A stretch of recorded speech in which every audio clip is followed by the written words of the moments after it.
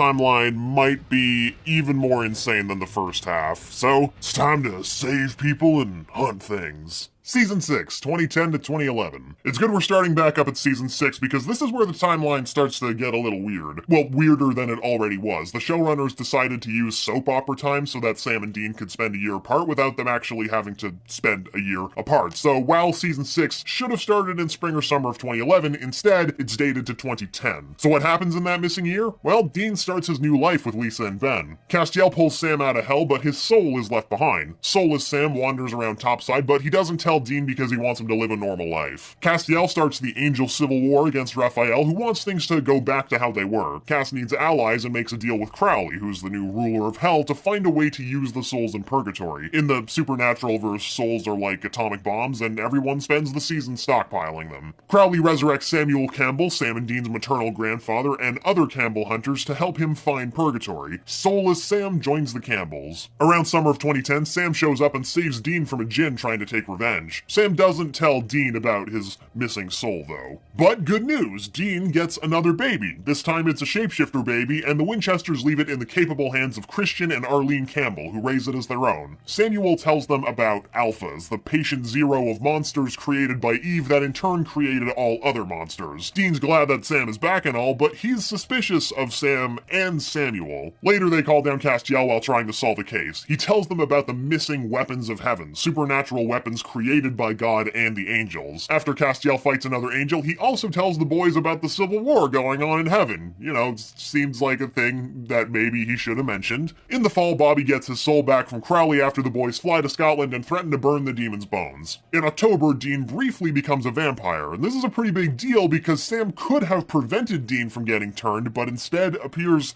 kinda aroused by it. On the bright side, the boys uncover a cure for vampirism, and they meet the vampire Alpha. Lisa, though, breaks it off with Dean, which seems fair when your partner is always dying and or turning into a vampire. I don't know if a vampire would be a deal breaker for me. Dean has plenty to distract him from the breakup, though. He finally discovers what's going on with Sam's soul, in that it's missing. Samuel is capturing the Alphas and bringing them to Crowley so that he can find the entrance to hell. Crowley says that he can get Sam's soul back if they help him catch alphas. Later in the fall, it's revealed that while fairies and Robert Picardo do exist in the supernatural universe, aliens don't. Really, Supernatural? You're gonna give me Osiris and dragons, but not aliens? Next, you're gonna tell me that there's no Bigfoot. What? He doesn't? Well, okay, at least that means the Winchesters don't have to kill him. The brothers team up with Meg to capture Crowley, and Castiel succeeds in killing him by burning his bones. Dean makes a deal with Death, trading his ring to get Sam's soul out of the cage. He's also nice enough to put a wall in Sam's mind to keep his memories of the cage from driving him insane. At the end of 2010, Sam wakes up without any memories of the year that wasn't, or the past few months, but he does have a soul now. Yay! Just in time for a group of dragons to perform a ritual and open the door to purgatory, releasing the mother of all monsters, Eve. Okay, sure. In early 2011, the gang discovers that they need phoenix ashes to kill Eve. Problem is, phoenixes are extinct. No sweat, they can just time travel. We talked about this in the last video. So Cass zaps them back to March 4th, 1861, when Samuel Colt killed a phoenix with his magic gun, R.I.P. Fox. Sam, Dean, and Bobby encounter one of Eve's new monsters, which Dean dubs Jefferson Starship. Dean kills Eve with the phoenix ash, but before she dies, she reveals that Crowley is still alive. Sam and Bobby are suspicious of Cass, but Dean defends him. In the summer, after tricking still alive Crowley, Castiel completes the ritual to absorb all of the souls from purgatory, and they don't exactly go down easy. Cass is driven wild by the power of all of the souls. Crowley escapes, but not before Cass kills his rival Raphael. Dean tries to convince Cass to give up the souls, but instead of doing that, Cass declares himself their new god. Season 7, 2011 to 2012. Season 7 opens in June 2011. Sam begins to have hallucinations of Lucifer. Death tells Team Free Will about the Leviathans, those super powerful monsters that God made all those millennia ago. And good news, they're now inside of Castiel. The Leviathans escape Cass's body, and one possesses him. Leviathan Cass releases all of the monsters into the local water supply because apparently we need to be even more concerned about clean water. The only thing left of Cass is his trench coat. It's a good red trench coat. Unfortunately for the boys, the Leviathans turned out to be impossible to kill. Also, they burn Bobby's house down. Also, things get worse for Bobby. This is a bad season for him. Sam marries Supernatural superfan Becky after a whirlwind courtship. Maybe too much of a whirlwind. Dean teams up with a hunter named Garth to get to the bottom of it. The marriage is annulled, and Garth's just happy to have made a new friend. In the fall, two Leviathans posing as Sam and Dean go on a crime spree at the orders of their boss, Dick Roman. Crowley tries to make a deal with Dick, but the Leviathans hate demons just as much as humans. In January of 2012, Bobby discovers Leviathans are allergic to borax. The gang also uncovers the Leviathans' plot to make humans more docile by poisoning the food at Biggerson's, a fast food chain. They get away, but not before Dick Roman shoots Bobby in the head. He later dies from his injury. Good night, sweet idiot. I wasn't lying when I said things got worse for Bobby. In the spring, the boys find out that a miracle worker called Emmanuel is actually Castiel. Meg, who's also on the outs with Crowley, agrees to keep an eye on him in a mental hospital. In April, Dick has one of his employees, Charlie Bradbury, try to hack Frank's hard drive. Charlie learns about the Leviathans and uses her powers for good. She helps Sam and Dean. She discovers that Dick has found the Leviathan tablet, part of the Word of God, and it's flying back to the US on a plane borrowed from Donald Trump.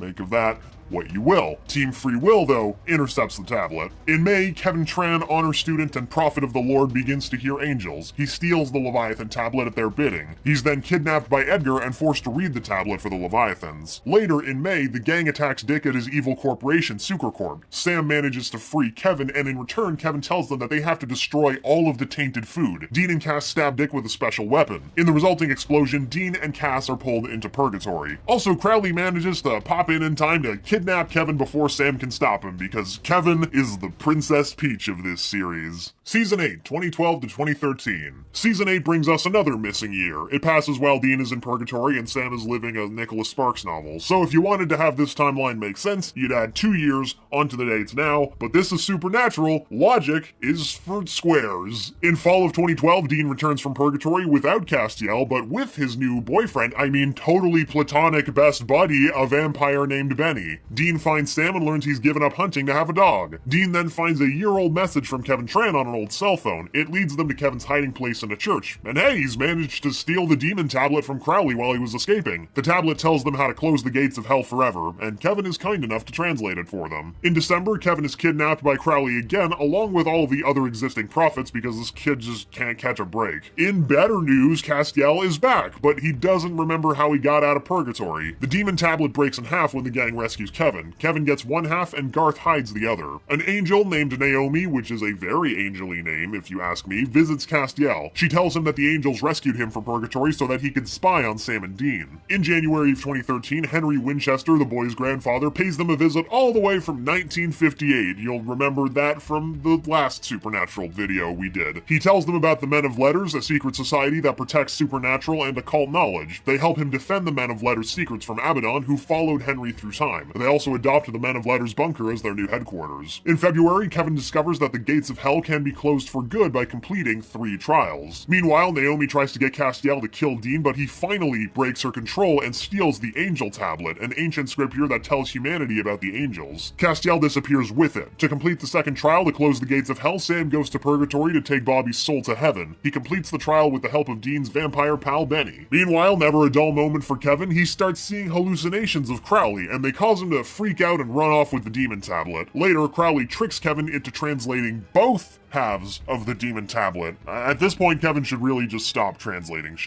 In May, Crowley captures Castiel. Crowley reveals that he's been working with Naomi to get the Angel Tablet back. Sam and Dean find Metatron, the Scribe of God, who agrees to help them get both tablets back. He tracks down Kevin and saves him just as he's being strangled by Crowley. Sam then tries to complete the final trial, but he's too weak. Metatron tricks Castiel into completing the Angel trials under the assumption that they'll lock all of the angels in heaven, but instead ends up banishing all of them to Earth. All of the angels fall, Cass's grace is stolen by Metatron, and Sam is hospitalized as a result of the trials. Season 9, 2013 to 2014. Season 9 opens with Sam in the ER. Dean allows an angel, who says his name is Ezekiel, to possess Sam in order to heal him from the trials. But since this is supernatural, it has to be a secret, and no one but Dean can know. Also, there's yet another civil war going on between the now fallen angels. They spend a lot of this season killing each other off. By late May, Abaddon is trying to take over Hell from Crowley. Fully human Castiel is having a hard time. The brothers offer to put him up at the bunker, but Ezekiel is afraid of being found out and makes Dean kick Cass to the curb. In June, we learn that the Wicked Witch is real, and so is Oz, which is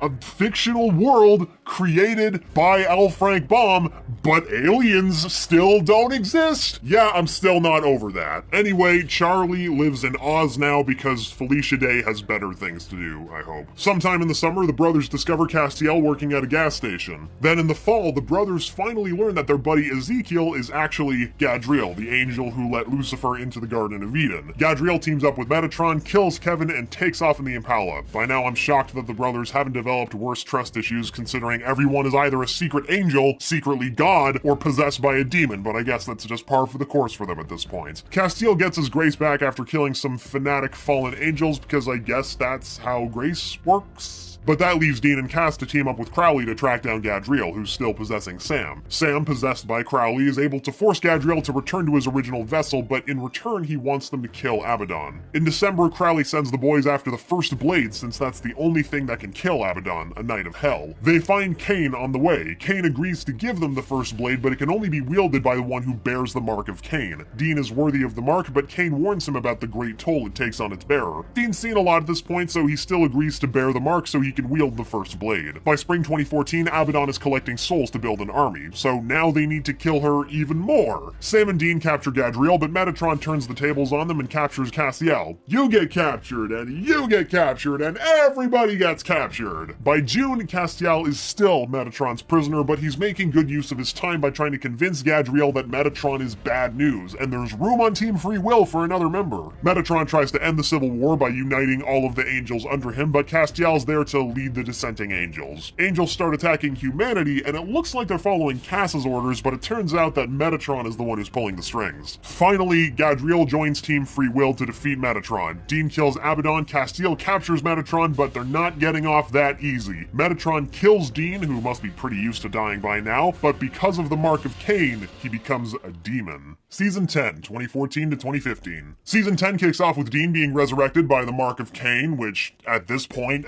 look, if you're still here, you get it. It's supernatural. Death just does not stick. Anyway, because he's a demon, he's working with Crowley, and Sam is searching for him because the rule is you can't go more than 2 seasons without separating the Winchester brothers. Meanwhile, Cass is looking for missing angels, and Metatron is in heaven in prison. But how can heaven even have a prison? Actually, never mind, I shouldn't even be asking these questions. In August, Dean humiliates Crowley, so the demon gives Sam Dean's location as payback. In return, Sam gives Crowley the first blade. Soon after, Sam and Cass cure Dean of demonitis with purified blood. Then, one of the most important events in the Supernatural timeline occurs. Supernatural, the musical, premieres. Rowena, the powerful natural witch, and Crowley's mom resurfaces in Season 10, ready to f*** shit up. Crowley's not too happy to see his absentee mom again and throws her in a dungeon in hell. There she begins plotting against her son. She spends the rest of the season manipulating him and proving that Crowley wasn't missing much when she disappeared from his life for 300 years. Sometime later, Cass feels bad about Jimmy Novak's daughter Claire for the first time in 5 years, so they go find her. Meanwhile, Dean's mark is still acting up. Like, really acting up. And Dean goes on a murderous rampage as a result. Cass tries to make things right with Claire while the boys try to get Metatron to tell them how to get rid of the damned mark. Oh, and Charlie comes back from Osworld. Sam and Cass contact Ghost Bobby because we just haven't had enough Bobby in our lives. They ask for help to spring Metatron out of prison in hopes that he'll give them more info about the mark. Charlie finds the Book of the Damned in a monastery. It contains dark magic that she believes can help Dean get rid of the mark. The book originally belonged to the Stein family, a bunch of evil magic Frankensteins, and they're none too pleased that Charlie has it now. Around May 2015, the Steins are mad about the book being stolen, so they kill Charlie in retribution. Dean goes on a good old-fashioned killing spree like the mascot of toxic masculinity he is. He wipes out the Steins, and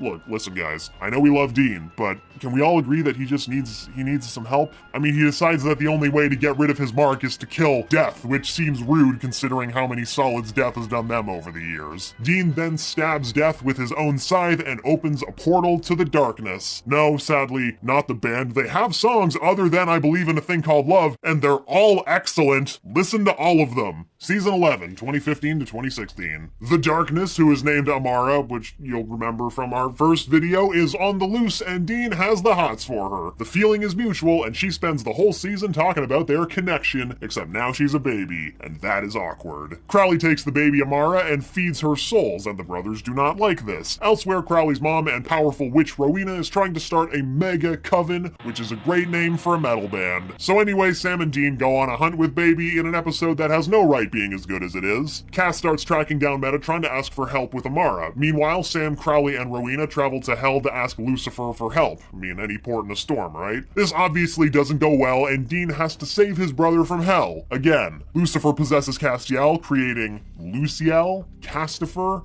I don't know. I'm gonna go with Castifer. Castifer sends Dean back in time to a World War I submarine to get the Hand of God, a weapon that may be powerful enough to kill Amara. In March 2017, the brothers team up with two married hunters, and this episode is important because the hunters are gay, one is Latino, and neither of them die, and that's just revolutionary. Shortly later, Chuck tells Metatron that he's God in a twist that I swear they just borrowed from every fan theory website since 2008. I'm still reeling from the fact that they got B-list country singer Brantford Emberton to play God. Just kidding, I just made that person up, but if you look at God, you might think for a second that I was actually telling the truth, and that's kind of the point. Anyway, the gang all gets together to try to get Castifer back. Amara burns Lucifer out of Castiel's body, and everyone thinks he's dead. Spoilers, he's not. This is supernatural. She injures Chuck, and the world is ending, and somewhere in the UK, a British lady is mad about this. Team Free Will have a new plan to take out Amara. They're gonna build a bomb out of souls. Aw yeah. Dean and Amara have a heart-to-heart, and it turns out that Amara just wants to be close to her brother Chuck, and that's why she tried to kill him. You know, classic family drama. Chuck and Amara decide to have some sibling bonding time. They fix the world and then just disappear, but not before granting Dean his greatest wish, which is that his mother wasn't dead, apparently. Back at the bunker, the British lady Tony shows up and kidnaps Sam just before undead Mary Winchester shows up. Season 12, 2016 to 2017. Around summer 2016, Dean, his mom, and Cass try to rescue Sam, who's being tortured for his past sins by the series' silliest villains, mean British people who are annoyed that the Winchesters keep almost ending the world. Not that I don't understand. Lucifer is also not actually dead. He's been inside a rock star who is surprisingly tragic. It's the one and only Rick Springfield, aka Vince Vincente. What am I reading? Somebody please save me from this descent into madness. Cass and Crowley team up to find him. In December, after his rockstar vessel doesn't pan out, Lucifer possesses the president, which feels very close to home. Is this political commentary and there are still no aliens? President Lucifer wastes no time in abusing the powers of his office and tries to pressure Ukraine into investigating Joe Biden. I mean, he gets his secretary pregnant. Aw, geez, what a slip of the tongue. Sam and Dean break into the White House, are detained in solitary confinement for about 2 months, and escape with the help of the British men of letters. They really should have given them a better name. In March of 2017, Mary teams up with Mr. Ketch, who is a character genetically engineered to be impossible to care about. He convinces Mary to start killing hunters. They do it. Team Free Will tries to warn the secretary, Kelly Klein, about her baby being evil. I mean, is this really a surprise? It is the president. I mean, Lucifer's baby. Kelly goes on the run, but Cass decides to help her hide from Lucifer. A group of hunters storm the British home base in kick-ass American style. Mary feels bad about doing all of the murders, but her son forgives her and they hug. So I guess it's all okay with all of the murders. On May 18th, 2017, Kelly gives birth, which creates a tear in space-time that leads to an alternate dimension with an apocalypse world version of Bobby. Oh, and it also kills her. Crowley and Cass die after trying to kill Lucifer, but what's another measly death at this point? Mary and Lucifer are pulled into the alternate universe. After the fight, Sam finds the Satan baby Jack is now a teenager. Yep, definitely tracks for a Satan baby. Season 13, 2017 to 2018. Yo, we're almost caught up. They're gonna let me out of my cage soon. One day after his birth, Jack says father a lot and has black canary powers. The boys decide to take Jack in. Sam's ready to accept the spawn of Satan, but Dean's suspicious. In the alternate universe, Lucifer keeps Mary alive as a hostage to trade for Jack, but then they run into Apocalypse Michael, who is bad news. In May of 2017, Castiel is in the Big Empty where angels go when they die. He's supposed to be in an eternal sleep, but he somehow wakes up, possibly because Jack just misses him too much. He learns about the Empty from the cosmic black black goo that reigns there. The goo gets sick of all the chaos Castiel is creating, so it boots Cass out of the empty and back into reality. Billy the Reaper is the new death, and Castiel is back. Huzzah! In June, Jack runs away, believing he's a monster. The boys hunt him down with Asmodeus hot on their trail. Asmodeus is the new king of hell, and definitely not cosplaying Colonel Sanders. Lucifer escapes Apocalypse World and returns back to our world with the help of that rascal Kevin. The Apocalypse World version of Kevin. Still weak from all they've been through, Lucifer and Castiel are captured by Asmodeus and his henchman Mr. Ketch, who is still alive because Chuck,